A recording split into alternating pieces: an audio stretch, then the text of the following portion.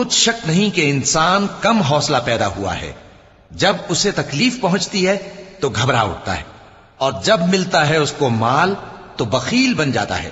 مگر نماز ادا کرنے والے جو نماز کا التزام رکھتے اور ہمیشہ پڑھتے ہیں، اور جن کے مال میں حصہ مقرر ہے، یعنی مانگنے والے کا اور نہ مانگنے والے کا،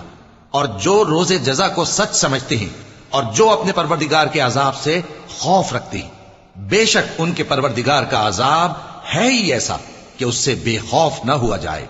اور جو اپنی شرمگاہوں کی حفاظت کرتے ہیں مگر اپنی بیویوں یا باندیوں سے کہ ان کے پاس جانے میں انہیں کچھ ملامت نہیں،